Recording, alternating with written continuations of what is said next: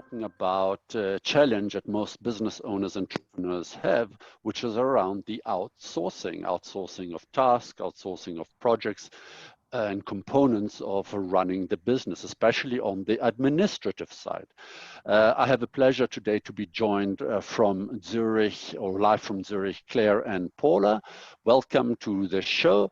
And you two started a company, Houston & Co. Can you tell us a little bit about your company? Yeah, sure. Hi, everyone. Very nice to be here with you here at York. So Claire and me, we founded a virtual business support service company. You may call it also a virtual assistant agency in a different way, but basically our company is a group, has a big team of virtual assistants, and yes, we serve the customers, companies, solopreneurs with supporting them outsourced services. So and fantastic. And what led you to create this? Was it in anticipation of demand, or was it something that you saw in the market? What is the trend that you're piggybacking on? Sure. So maybe I can take this one. The idea came from a very real pain that we felt. So it's not the first time that Paula and I have worked together. We've done a couple of other different projects before. And one of the things that we really felt as entrepreneurs is that there's so much to do, and the access to market for being a solopreneur or an entrepreneur is so low that there's huge amounts of competition. And we figured out that really what makes the difference between success and failure is where, as a co-founder, you really focus your efforts on. And that really for us was the start of the conversation around how do we spend more time focusing on the things that are going to make our business successful, but have a professional look after those indispensable tasks that still need done in order to run a business.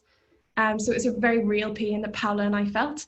And then when we explored the market a little bit more, we saw a couple of different indicators that kind of gave us an idea that this market was coming. It was going to be big and it was going to be really valuable. Well, what the indicators were? What? Yeah, I think first of all, right, we see that the volatility of the market is definitely increasing. The speed of change is increasing. A lot of industries, a lot of companies are going virtual more and more. The future of work is getting more into virtual remote settings. So these were really the changes that we saw, and we saw that, there will need to be a support and how companies can adapt this environment. Yeah, and this was something that we saw pre-COVID-19. And we kind of had this feeling, we were looking at the numbers, we said, we think things are going to start to work remote. And of course, we had no idea what was coming or how that would accelerate the trends that we thought we saw. Now, I'm absolutely in love with the concept that you're offering. And it taps into also my observation in supporting entrepreneurs around the world, is that us entrepreneurs tend to think we can do everything. And that leads us to actually not following up on payments, not sending out invoices, scheduling meetings incorrectly. What are, in your views, some of the kind of things that slow down the taking up of your offering, the adoption of more entrepreneurs tapping into the virtual assistance space? Yeah, well, I think you've really hit the nail on the head there. York, probably the biggest barrier that we see and we experience ourselves is the entrepreneur's mindset. We think that we can do everything ourselves. We probably think we're the best at doing it ourselves. We think it's quicker to do it our way. And also as an entrepreneur, you know that you're the person that really cares most about your business. And therefore, letting go of some of those tasks can be a really daunting and very difficult experience. And it really requires a little bit of reflection and recognition from entrepreneurs to see that they too only have 24 hours in the day. And out of those 24, there's only so many that you can work before you're kidding yourself that you're being efficient or productive or thorough in any way. and really handing those tasks over. Yeah, is scary as a business owner, and actually I think that's one of the biggest barriers that we see, and we find ourselves the same challenge. Yeah. But this is actually really interesting because, you know, the term entrepreneur often has this umbrella term. But I often ask people, if you were to hire yourself in your own company, what is your role in the company? What are you measured against in your outcomes? And I think you hit the nail on the head that people are just, you know, not quite understanding what are they being hired in their own company for, and what is non-core part of a company offering. Give us maybe, just out of curiosity, when you have a chat with entrepreneurs and business owners, is there a lot of re-education involved, or are those who are calling you already understanding the value of outsourcing? Yeah, I think it's, you have two different situations, right? You have types of industries or business models where this is normal, like where people work a lot with virtual assistants. So there, people are, you know, it's a lot of pull from the customer side, from the company side, right? Like they know what they want and they know what they're gonna outsource more or less, right? But then there are these sectors, and we're moving towards a little bit bigger size companies. So let's say you have already 20 people, you have already started business is kind of ramped up, and those are there needs to happen a lot of education, in a way, raising awareness, questioning, asking the right questions, right? Like to open up their minds, like, have they thought, have they really questioned how they do things? Could they do them differently? And that's not always the case. They might be aware that it's not the most productive way, how it's happening at the moment, but yeah, adopting a virtual, let's say, remote team setup is not always, you know, everyone is open for that at the moment. I think a lot of the entrepreneurs that we speak to come to us with the will, but not the know-how. Yeah. So they recognize there's a more productive way to do it. They recognize there's benefits to this model, but operationally how that would work, that's the real question that they have. What tasks, how am I going to communicate, how am I going to check the quality? Yeah. You know, what should I even begin to hand over? Is it secure? Yeah. Yeah. But and it's an interesting point that you raise, because, and again, this depends very much on where the entrepreneur is on the life cycle of a product or service development. If it's a startup, if it's ideation, commercialization, or growth. But it also implies that to be able to outsource, you must have your ducks in a row, your processes, you know exactly what tasks, how to communicate them. You're not just making them up on the fly. Is that a situation where you say, actually, virtual assistants are only good for entrepreneurs who already have their processes, or would you recommend virtual assistants actually to help set up those processes? Yeah, we have an incredible team member, and she used this beautiful phrase, and she said, "I love to make order out of chaos." And I think there's maybe on one hand, I could name you the amount of entrepreneurs that we have spoken to that have their ducks in a row. Yes.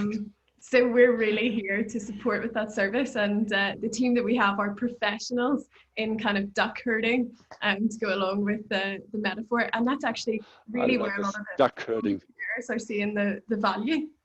Yeah. And a lot of and actually that touches on such a crucial point that you know, often for a business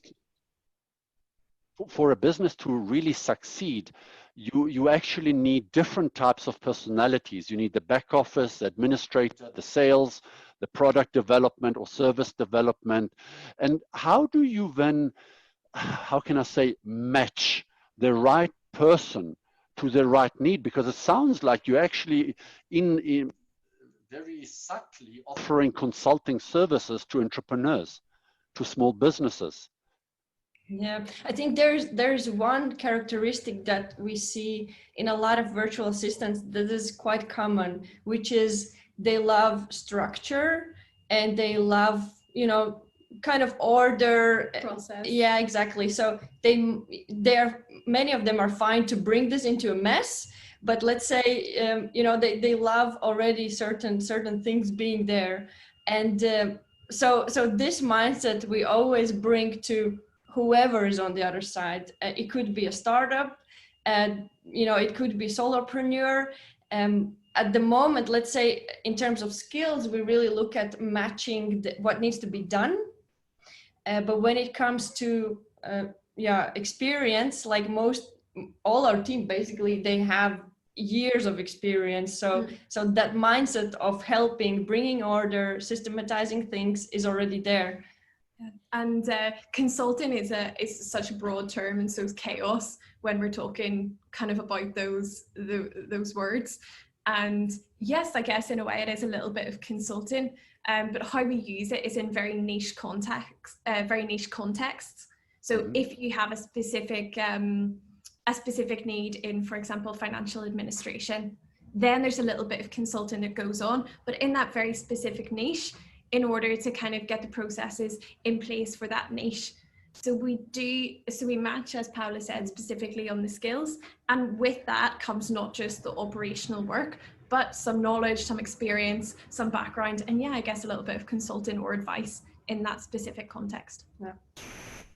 This is fantastic. I'm curious a little bit about, in your experience, what are some of the advice you would give regarding to an entrepreneur regarding the process of onboarding, of even selecting and then onboarding a virtual assistant?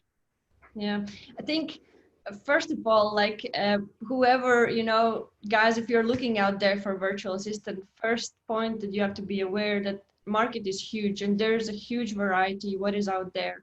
So you have a range starting from, $5 per hour virtual assistant up to the sky's the limit, right? So, and the types of services they offer are quite different. So first of all, you should be aware of that. You should also come to a decision. Do I want to have ongoing support? Do I just want to outsource a one-off task?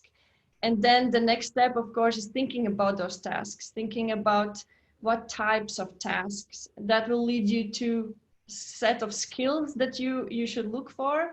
And that's basically the beginning of journey. But also a certain level of clarity of you from your side is very good to have already initial steps. But one of the beauties about the freelance model is that it's so flexible, right? It doesn't require these big long-term commitments. So if you're not really sure exactly what level that you need, whether you need that kind of real transactional support or whether you need something more relational, my advice would be absolutely to test. That's one of the beauties of the model, is that you can test on a task basis, you can test for a time basis. I mean, use the flexibility, the benefit of the model to figure out what's right for you, what's right for the business. And then you'll start to know, okay, that doesn't work so well for me, but this was exactly what I was looking for. Yeah. And of course, starting with, let's say, a straightforward, more structured, smaller task is always easier, to get yourself into that and then just see how it works. And that's important, because it's kind of, there's this, I guess, hesitation with the all or nothing approach. And so what I'm hearing is you're advocating is feel the water first, outsource minimum components. And that leads me to kind of also say the costing of it. And I don't want to go into the specifics of your costing, but it's really an in-depth understanding of what is an hours of my time cost as a business owner. Exactly. That's very important. And one of the ways that you can really figure out which are the correct tasks to outsource would be, first of all, to work out what is the cost of your time. What do you pay yourself per hour as a business owner?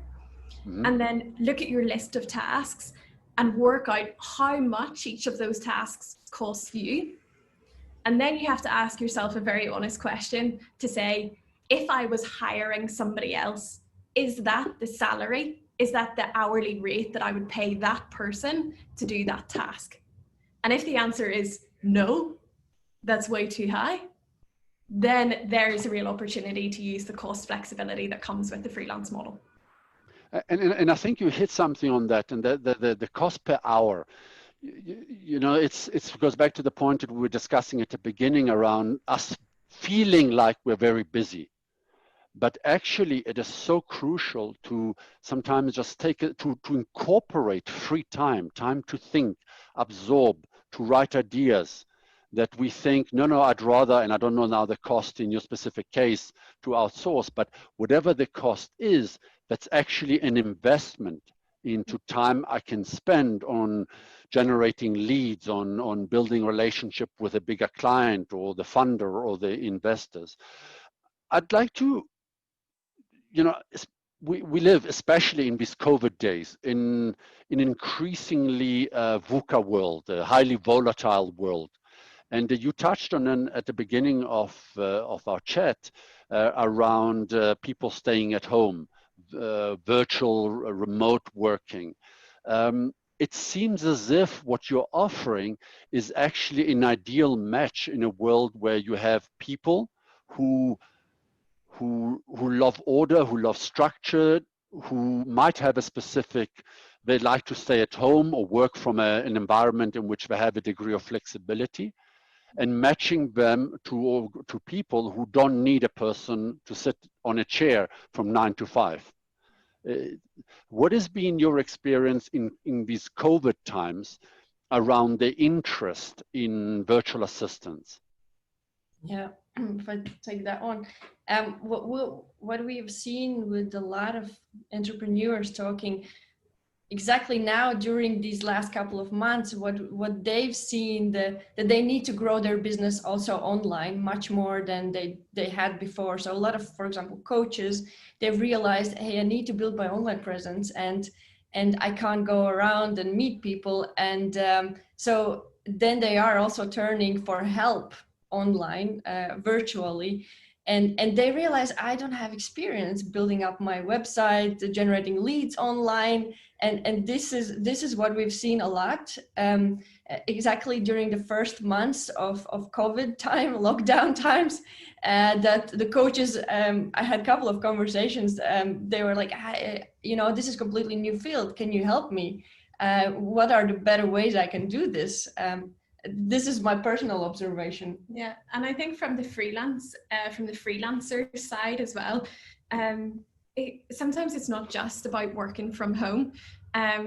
One of the things that we see in the trends is that there's huge amounts more of Gen Z workers than even millennials taking on this type of freelance work. And some of the drivers behind that is that, okay, before we were very limited to proximity. What businesses can I work for in the area in which I want to live? And now this is totally different. It's what businesses could I possibly work for that are anywhere?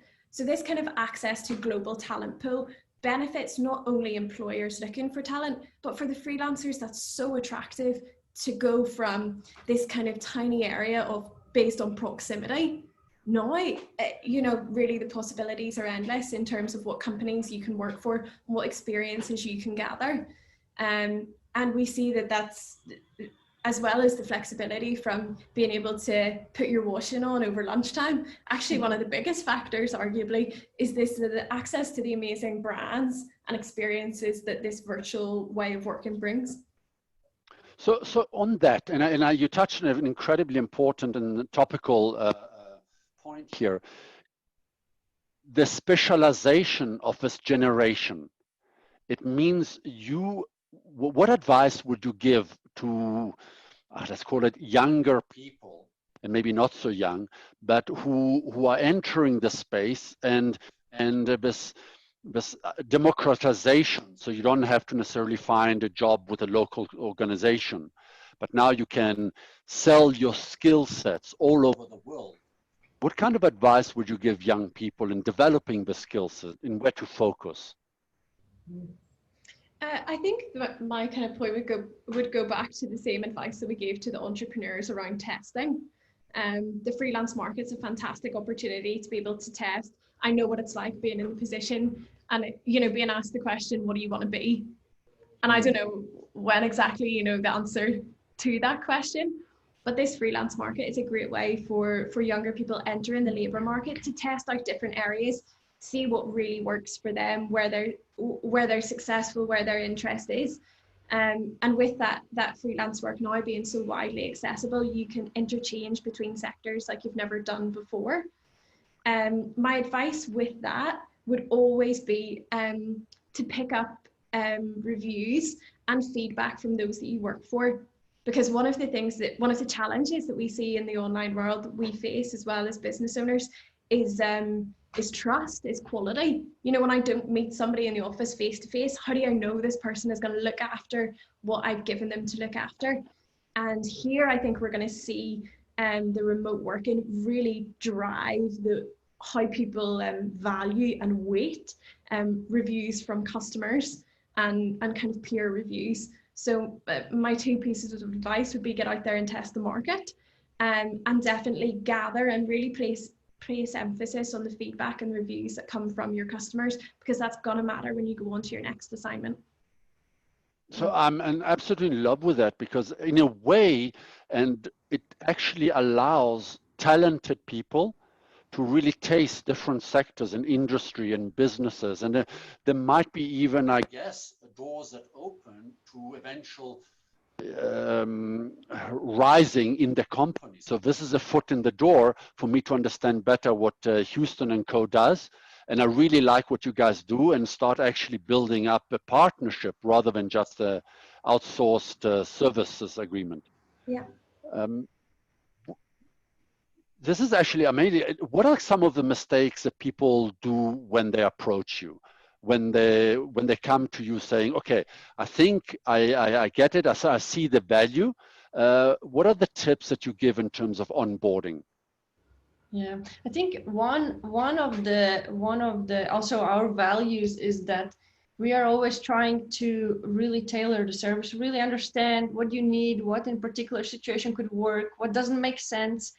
It's also very important to have just open mindset and question. If you don't understand, something doesn't make you feel comfortable, just let's discuss it, let's talk about it. Are you not comfortable about security, trust, I don't know, whatever, right? Or you think, hey, I don't think I can automatize this step.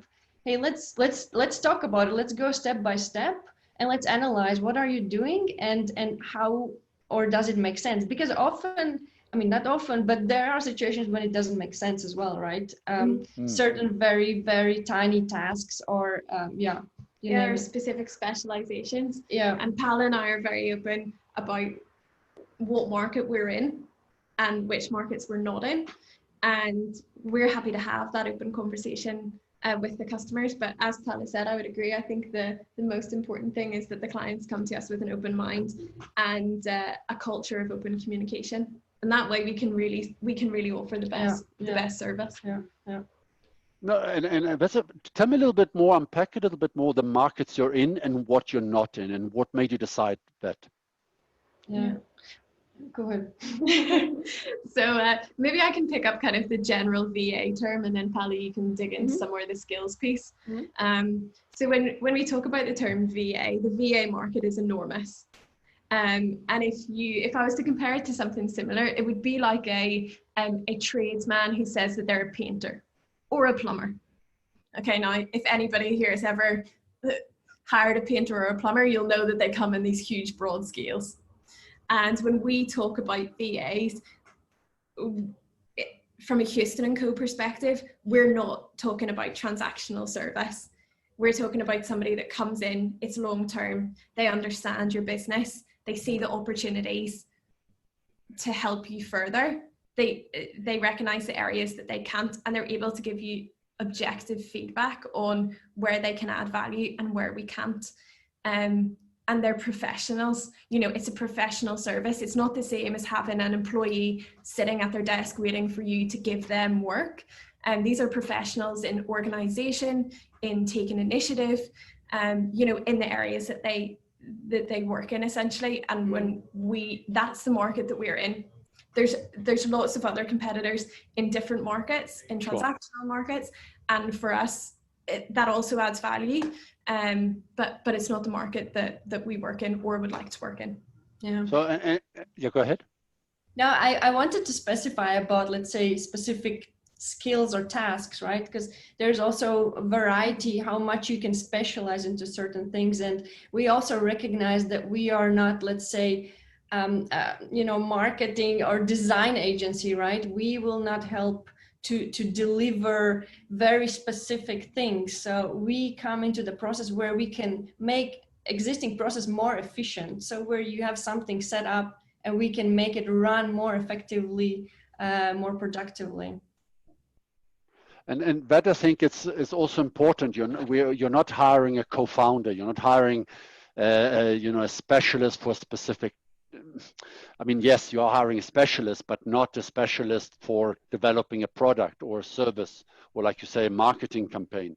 This is really about looking at running your company. Correct. Right. And tell me something.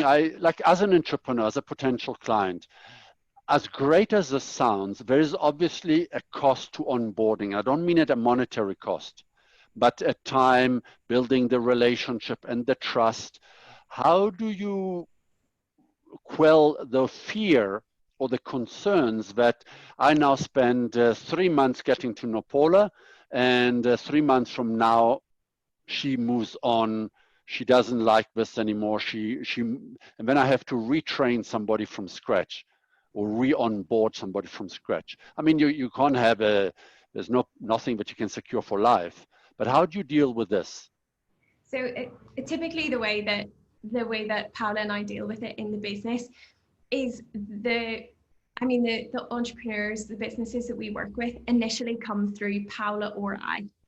So a bulk of the onboarding is done with Paula and I. We then keep in touch and we pick up with our team each week on what's going on within the business. We keep all of that recorded. And then essentially the onboarding or the knowledge about the business, how it works, how the founders like to work, or how the small business owner likes to work, actually sits with Paula and I. Of course, talent attraction for us is so important, and retention is so important to provide this consistent service. But you're absolutely right. We can't say this is going to be your virtual assistant for the next 20 years. But what we can say is, should this person move on, we have at least a base understanding of the business that you will not have to start again from scratch like you would if you hired a freelancer directly. So it's absolutely a challenge that's there. You're right, there's no way around it. It takes an investment of time. But from our side, we try and absorb as much of that knowledge as possible, absorb and record it, so that in the event that something like that would happen, we're not starting from zero. And I'm curious, because as you were sharing now, I'm kind of thinking of the thousands, if not millions, of people globally who are losing their jobs. And yes, it's a COVID-related thing, but it's also maybe a sign of the times that more and more people are going to have to start selling their expertise. And it may be very niche expertise. It may be the accountant, the bookkeeper, the lawyer, the in-house lawyer. It may be the administrative back office, and so forth. So in a way, it's almost a virtual placement agency model that it's actually becoming, where you help the transition towards matching people who have a skill set to those who need it. Yeah. Look, I mean, you live in Switzerland, and Switzerland has one of the highest SME rates in the world. Like, I think SMEs count for something like 99% of all companies in Switzerland, and incredibly high percentage of employment is generated through SMEs. You're literally sitting with your finger on the actual pulse. What made you two decide to open this company? Yeah, I think first, right, we came from the personal pain point, need, yeah. Then thinking about the future, where it's all moving, and must say we did not think locally only.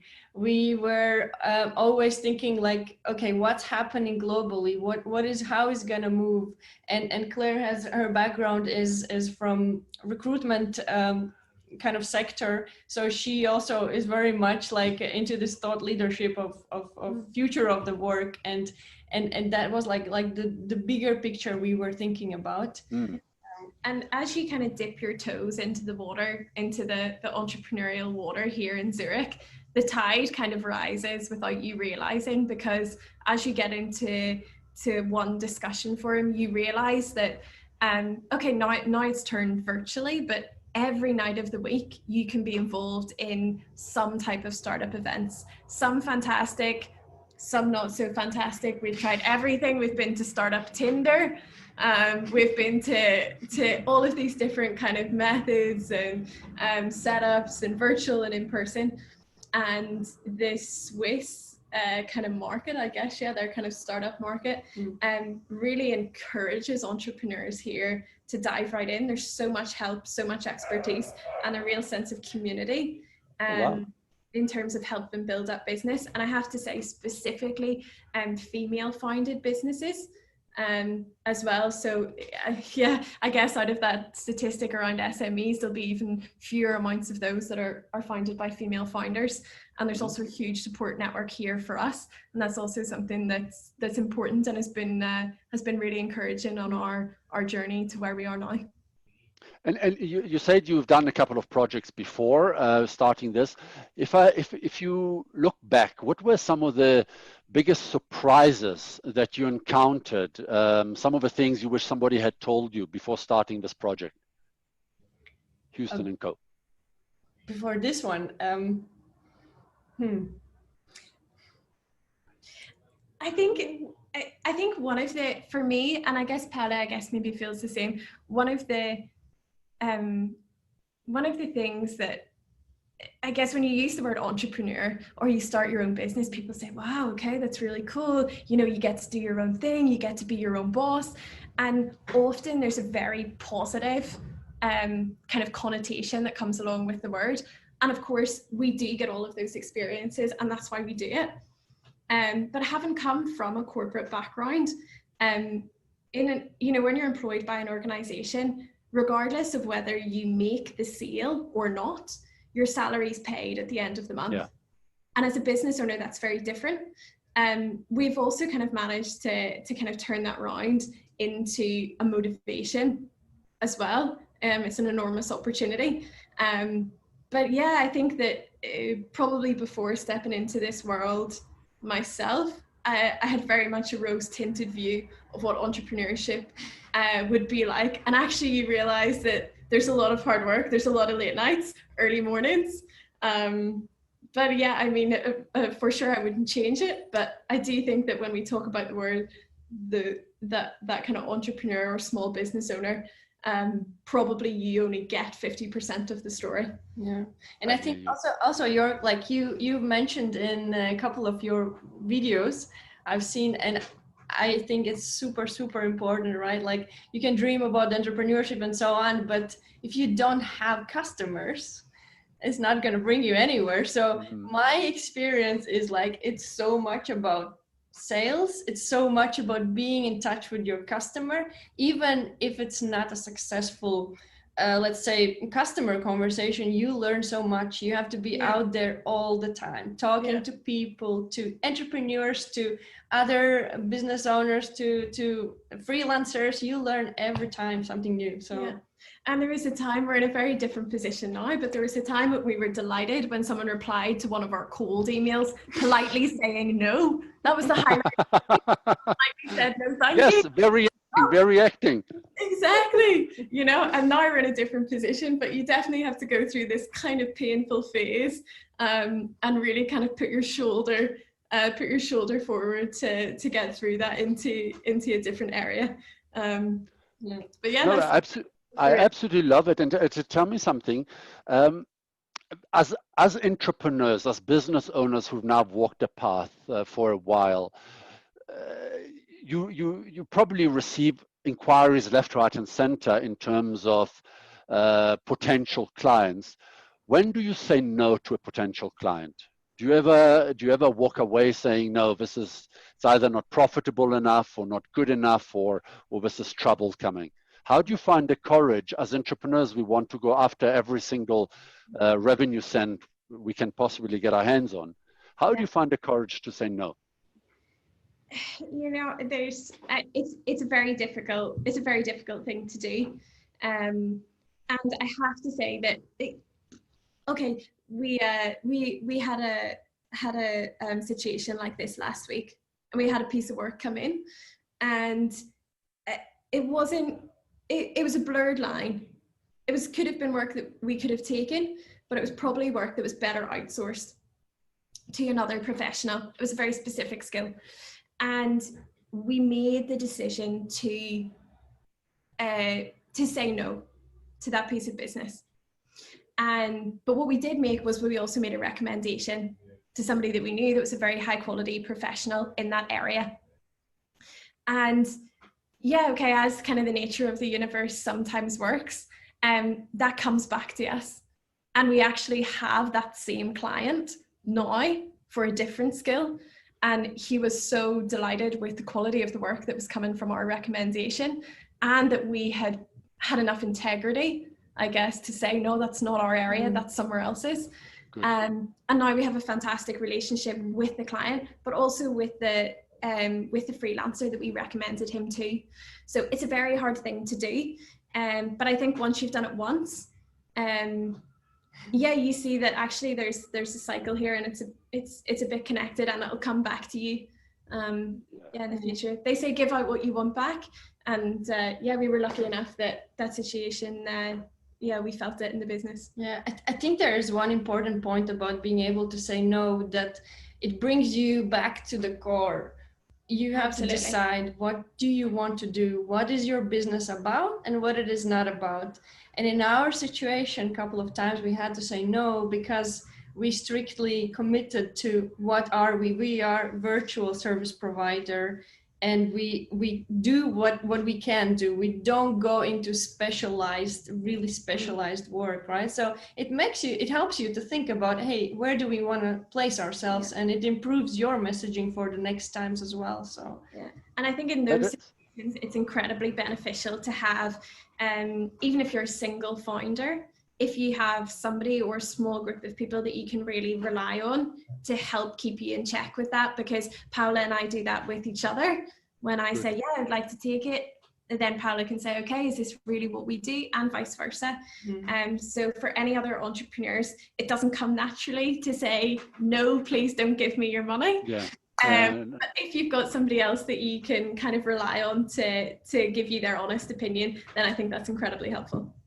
And that is so powerful. I see many entrepreneurs, and I myself have made that mistake. You are, like we say, so desperate to win every potential client that you forget the cost of sales, the margins, and actually you end up being exhausted and not bringing in the targets that you were planning to. And that customer actually eats away from other potential clients. Even if you don't have them yet, as tempting as it is sometimes better to have spare capacity.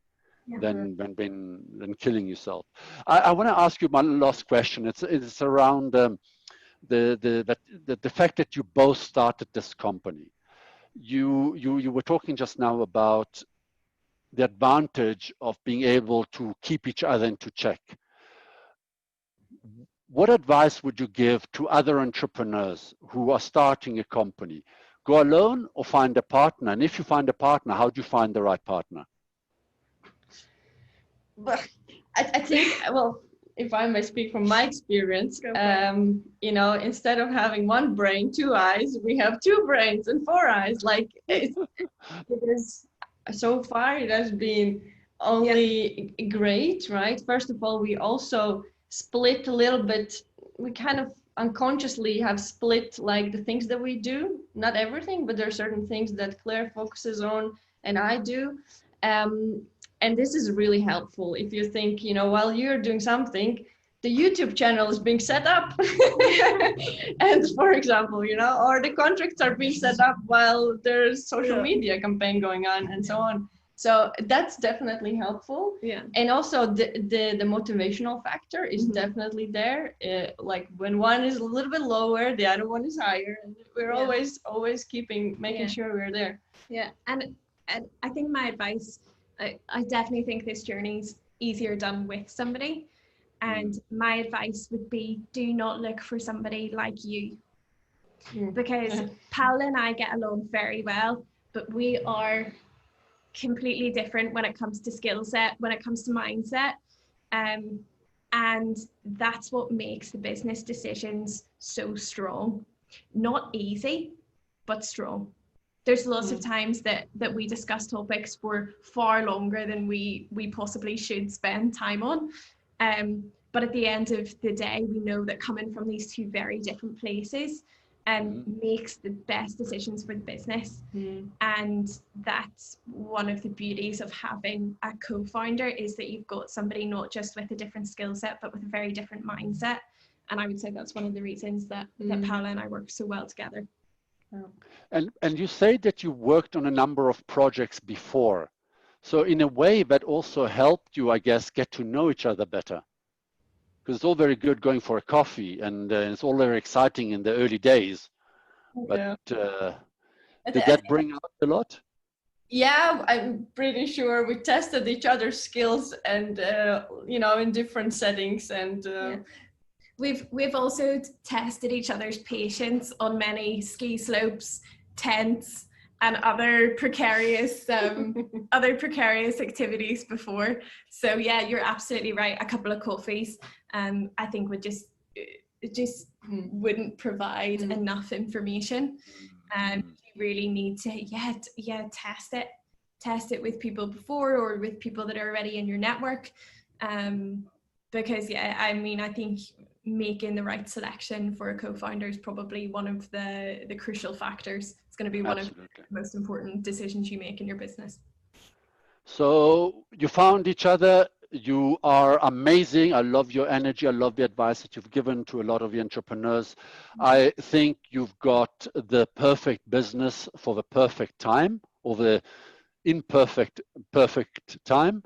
It's an exciting world out there, and I think the only frustration I have with you too is that you don't share enough of the advice and what you're learning, and the things that other entrepreneurs can learn about administration, about finding the right people, about onboarding them, outsourcing, understanding costs, and so forth. But I hope that you, the viewers today, got some good perspectives, a good look behind the scenes of what happens, what is virtual assistant, what it is not, the practicalities involved. And I hope, Claire and Paula, that your contact details, which I will put below this video, that you'll get a couple of queries, and that you can help many, many more entrepreneurs grow successfully and outsource that which is not part of their core competency. Thank you so much for your time. Really, really appreciate it. And a big round of applause for the work that you're doing. Awesome. And thank you very much. Thank you.